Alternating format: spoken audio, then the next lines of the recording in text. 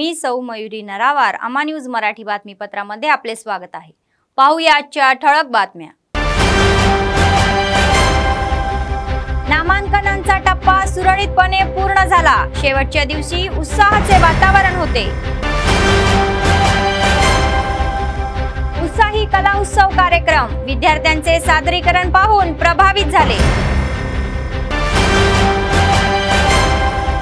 प्रमुख पक्षांचा प्रचार जोरात सुरू आहे। राजकारणाचे व्यासपीठ म्हणून सोशल मीडिया।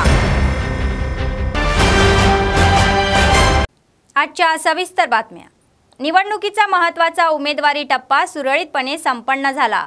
प्रमुख पक्ष आणि अपक्षाच्या उमेदवारांनी उमेदवारी अर्ज दाखल केल्याने खळबळ उडाली। आदिलाबाद विधानसभेचे काँग्रेसचे उमेदवार कंदी श्रीनिवास रेड्डी यांनी या महिन्याच्या 8 तारखेला उमेदवारी अर्जाचा पहिला संच दाखल केला। त्यांनी गुरुवारी त्यांचे 2 आणि 3 उमेदवारी अर्ज रिटर्निंग ऑफिसर श्रवंती यांच्याकडे सोपवण्यात आले। शेवटच्या दिवशी म्हणजे शुक्रवारी कोणताही गर्दी न करता, रॅली न काढता त्यांनी 4 समर्थकांसह येऊन अर्ज दाखल केले। जिल्हाधिकारी कार्यालयात स्थापन करण्यात आलेल्या कार्यालयात निवडणूक निर्णय अधिकाऱ्यांनी त्यांच्या नावाच्या कागदपत्राचा 4था संच श्रवंतींना सादर केला। काँग्रेस पक्षाच्या डमी उमेदवार म्हणून आमदार उमेदवार कंदी श्रीनिवास रेड्डी यांच्या पत्नी गड्डम साई मौना रेड्डी यांनी गुरुवारी उमेदवारी अर्जाचा एक संच दाखल केला आणि आज त्यांनी आपल्या समर्थकांसह आदिलाबाद जिल्हाधिकारी कार्यालयात उभारलेल्या रिटर्निंग ऑफिसमध्ये जाऊन उमेदवारी अर्ज सोपवण्यात आले। पक्षाच्या वतीने डमी उमेदवार म्हणून नामांकन करण्यात आले होते।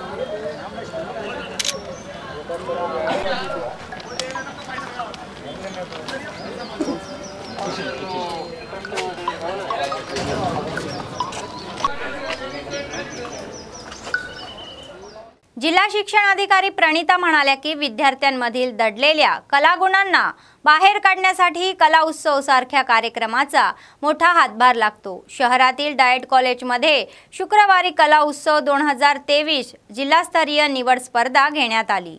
या कार्यक्रमात विविध शाळांमधील विद्यार्थ्यांनी सहभाग घेऊन सादरीकरण केले।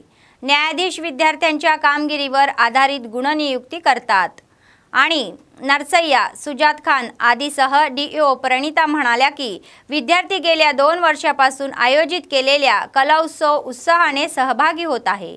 त्यांनी उत्तम कलागुण दाखवून राज्य स्तरावरही पारितोषिके मिळवली आहे असे ते म्हणाले। या संधीचा फायदा घ्या आणि चांगले परिणाम मिळवा असा सल्ला दिला।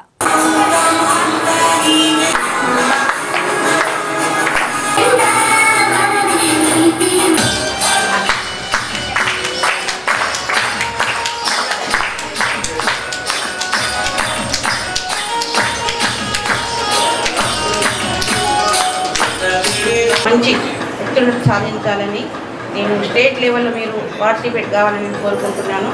మరి ఉపాధ్యాయులకు ప్రత్యేక అభినందన చెప్తున్నాను।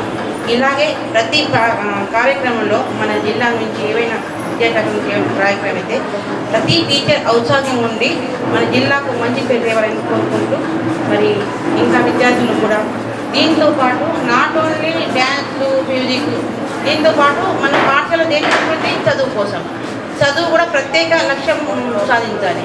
ఎందుకంటే ఇప్పుడు మనం చదువు లేకుంటే మనం జీవితం అంతా సార్థకం ఉండదు, నిస్వార్థకం ఉంటుంది। కాబట్టి ఇది ప్లస్ చదువు రెండింటిలో ఉత్తీర్ణత సాధించి మన స్కూల్కి, మన ఉపాధ్యాయులకి, అమ్మ నాన్నకు మంచి పేరు తెచ్చుకుంటూ ఒక మంచి ఉద్యోగస్తులుగా మీరు నిలబడాలని కోరుకుంటున్నాను। निवडणुकीचा सर्वात महत्त्वाचा टप्पा असलेल्या उमेदवारी अर्ज स्वीकारण्याची प्रक्रिया आज संपली। प्रमुख पक्षाचे उमेदवार तसेच अपक्षांनी उमेदवारी अर्ज भरण्यासाठी जोरदार स्पर्धा केली। त्यामुळे अखेरच्या दिवशी म्हणजे शुक्रवारी निवडणूक रिटर्निंग ऑफिसरच्या कार्यालयात गोंधळाचे वातावरण होते। 100 मीटर परिसरात पोलिसांनी मोठा नाकाबंदी करून सुरक्षेच्या उपाययोजना केल्या। उमेदवारांसह फक्त 4 समर्थकांना आत प्रवेश देण्यात आला। इतरांना जाण्यापासून रोखण्यात आले। सकाळी 11 ते दुपारी 3 वाजेपर्यंत ही प्रक्रिया सुरू होती। कोणतीही अडचण किंवा अनुचित घटना न होता ही प्रक्रिया सुरळीत पार पडली। पहिले 3 दिवस कोणतीही गर्दी नसताना उमेदवारी अर्ज भरण्यास चौथ्या दिवसापासून वेग आला। प्रमुख पक्षाच्या उमेदवारांनी शेवटच्या 2 दिवसात मुहूर्त साधून उमेदवारी अर्ज दाखल केले। त्यांच्यासोबतच डमी उमेदवारांसह अर्जही भरण्यात आले। आज शेवटची तारीख असल्याने याआधीच अर्ज दाखल केलेल्या प्रमुख पक्षांच्या उमेदवारांनी तसेच अपक्ष उमेदवारांनी 2, 3 आणि 4 उमेदवारी अर्ज निवडणूक अधिकाऱ्यांकडे सोपवण्यात आले। नेते आणि चाहते आल्याने निवडणूक अधिकारी कार्यालयात गोंधळ उडाला। आदिलाबाद मतदारसंघात गुरुवारी सायंकाळी एकूण 27 अर्ज दाखल झाले आहे। आज काँग्रेसचे उमेदवार कंदी श्रीनिवास रेड्डी आणि त्यांच्या समर्थकांनी BRS उमेदवार जोगुरामन्ना यांच्या वतीने चौथे अर्ज दाखल केले। तसेच भाजपच्या उमेदवार पायल शंकर यांनीही उमेदवारी अर्ज रिटर्निंग ऑफिसकडे सोपवण्यात आले।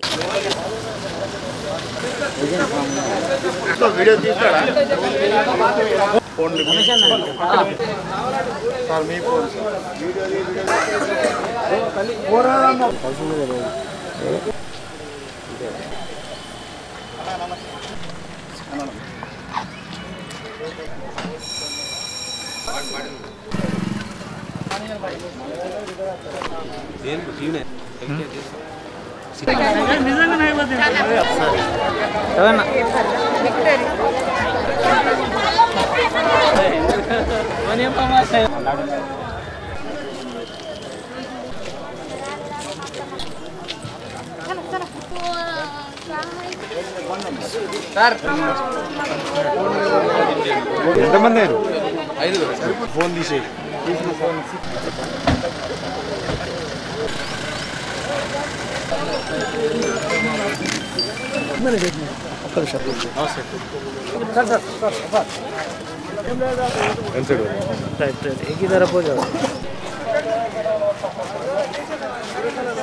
ఉంటుంది। सोशल मीडिया क्रांतीनंतर राजकीय पक्ष आणि उमेदवारांनी आपली प्रचार शैली बदलली आहे। स्मार्टफोनचा वापर वाढल्यानंतर आता निवडणूक प्रचारात सोशल मीडियाची महत्त्वाची भूमिका बजावत आहे। गेल्या सार्वत्रिक निवडणुकीपासून सर्वत्र राजकीय पक्षांनी सोशल मीडियाचा मोठ्या प्रमाणावर वापर केला आहे।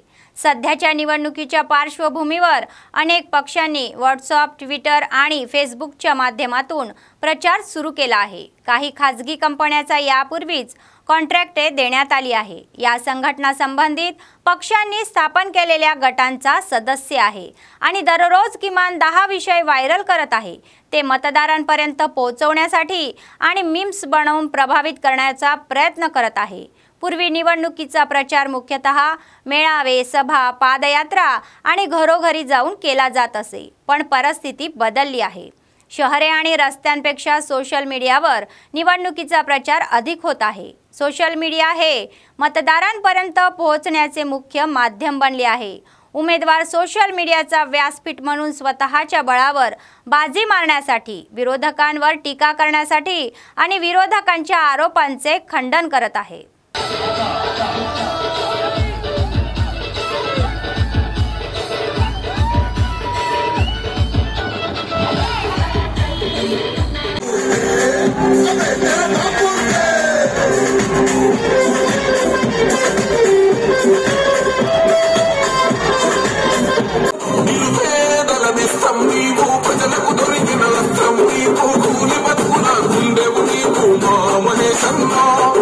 Dina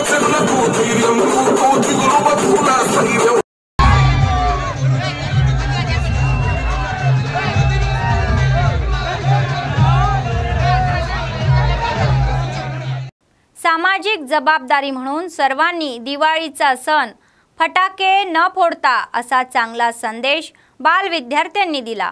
त्यांनी आदिलाबाद शहरातील NTR चौकात रॅली काढली आणि फलक हातात घेऊन लोकांना सतर्क केले आणि फटाके न फोडणे, प्रदूषणाचा न जप, या पर्यावरणाचा समतोल ढासून न देता प्रत्येकाने आपली सामाजिक जबाबदारी पार पाडली पाहिजे। वायू प्रदूषण रिक्त तपास, फटाके न जाळण्यात आणि स्वच्छ दिवाळी सण साजरा करण्याचा सल्ला दिला गेला। फटाके फोडून वायू प्रदूषण निर्माण होऊन विविध आजार होण्याची शक्यता असते। हे लक्षात घेऊन सण नैसर्गिक पद्धतीने साजरा करणे अधिक योग्य ठरेल असे मत व्यक्त करून त्यांनी चांगला संदेश दिला।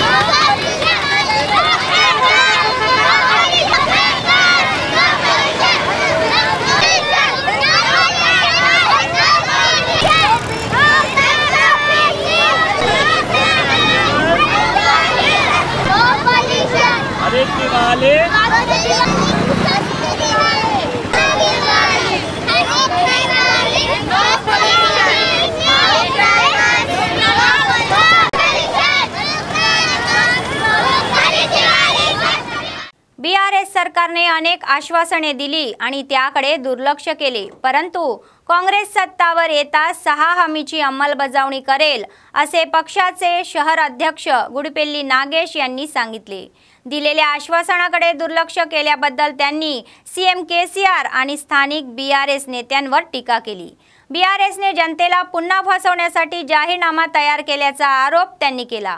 काळेश्वरच्या नावावर कोट्यावधी रुपयांची लूट करणाऱ्या कालवा कुंटालाच्या कुटुंबावर लोक विश्वास ठेवायला तयार नाही असे ते म्हणाले। दिलेल्या एकही आश्वासनाची अंमलबजावणी न करता केवळ फसव्या शब्दात राजकीय वेळ घालवण्याचा त्यांना राग आहे। मतदारांसाठी येणाऱ्या नेत्यांना थांबवून विचारपूस करण्यात आली।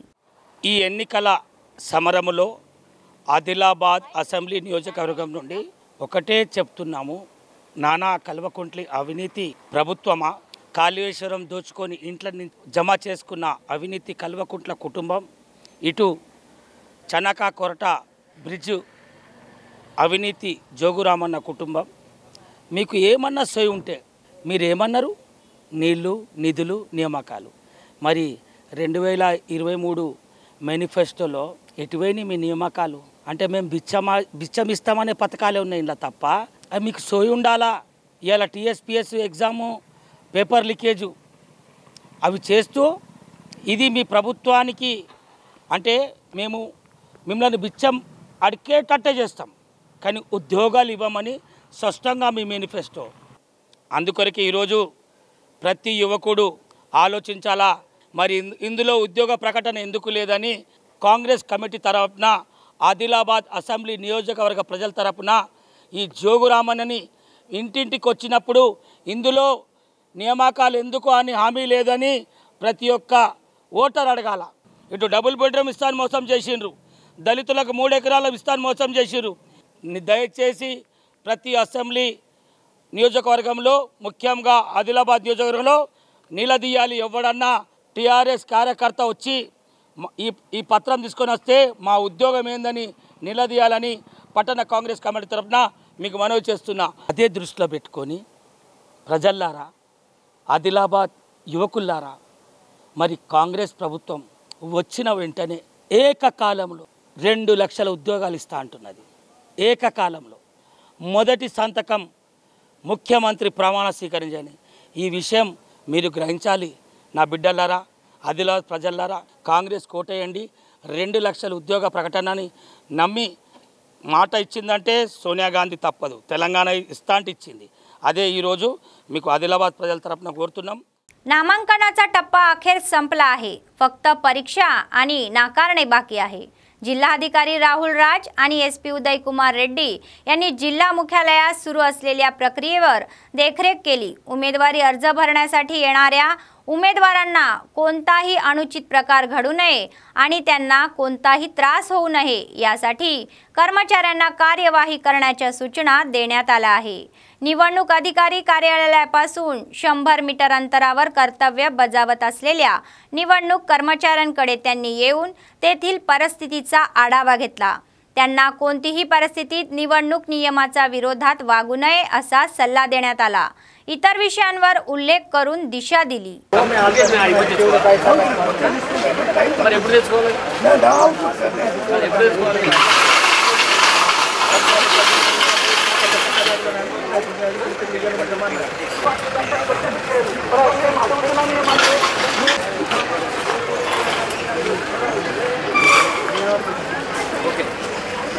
వీళ్ళందరూ ఎవరు నామినేషన్ చేసే వాళ్ళు ఉంటే లోన పండి లేదంటే వీళ్ళు వెళ్ళిపోండి। ఇక్కడ ఓన్లీ ప్రెస్ వాళ్ళు ఉండాలి అంతే, ఇక్కడ ఓన్లీ ప్రెస్ వాళ్ళు ఉండండి అంతే। నామినేషన్ చేసి ఉంటే రండి పంపిస్తాను నేను లోనకి, మీరు వేస్తారా? వెళ్ళిపోండి, ఏం లేదు వెళ్ళిపోండి। పోండి పోండి పోండి ఇంకా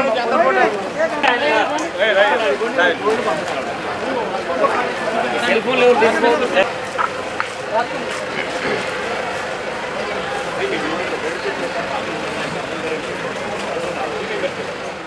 आदिलाबाद शहरातील महालक्ष्मीवाडा सरकारी शाळेचे मुख्याध्यापक पिल्ली किशन यांनी सांगितले की त्यांनी खेळातील कौशल्य सुधारले पाहिजे आणि राष्ट्रीय स्तरावरील स्पर्धेमध्ये आपली ताकद दाखवली पाहिजे। 17 आणि 19 वर्षाखालील मुले व मुलींच्या गटात जिल्हा स्तरावर शुक्रवारी STF मार्गदर्शनाखाली शूटिंग बॉल संघ निवड स्पर्धा घेण्यात आल्या। प्रथम खेळाडूंची ओळख झाली आणि या स्पर्धा सुरू झाल्या। स्पर्धामध्ये उत्कृष्ट कामगिरी करून जिल्ह्याचे नाव लौकिक करावे अशा शुभेच्छा प्रशासकांनी दिल्या। या कार्यक्रमात स्पर्धेचे निमंत्रक हरिचरण, STF सचिव कांताराव आदी सहभागी झाले होते।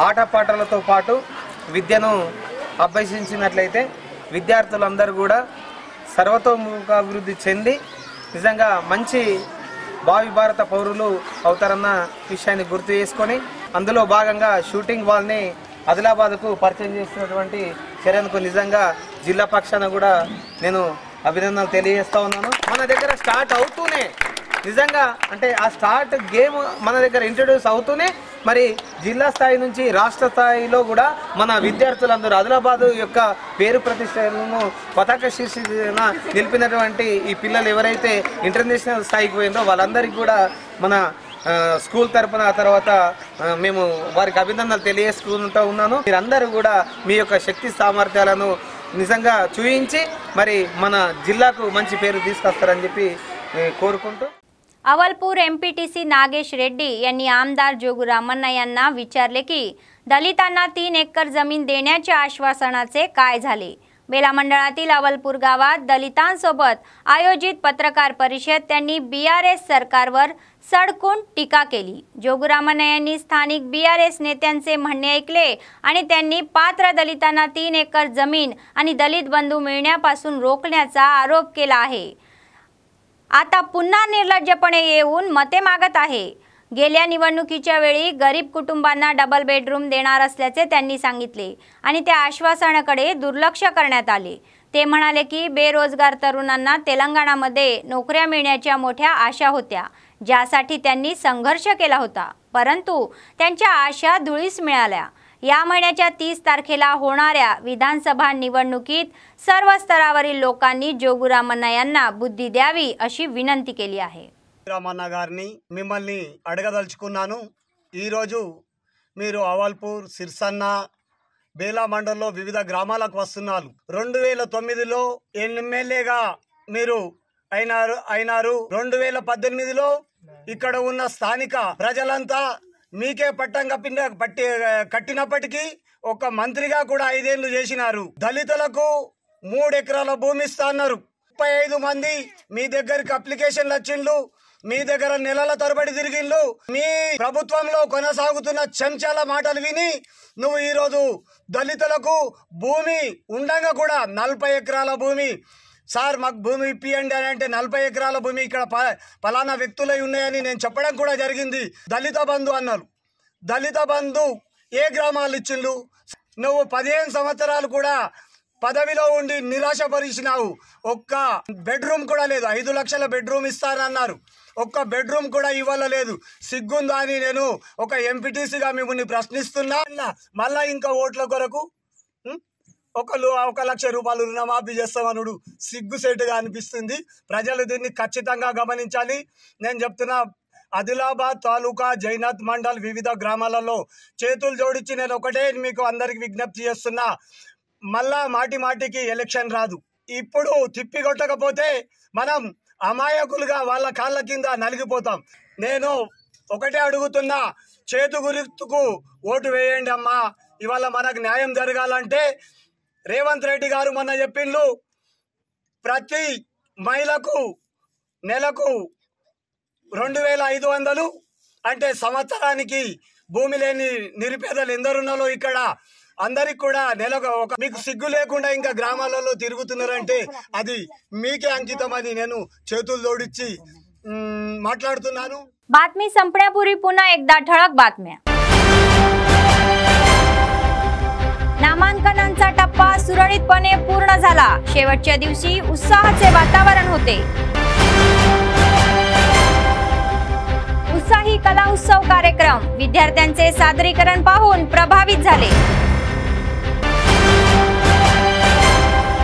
प्रमुख पक्षांचा प्रचार जोरात सुरू आहे. राजकारणाचे व्यासपीठ म्हणून सोशल मीडिया.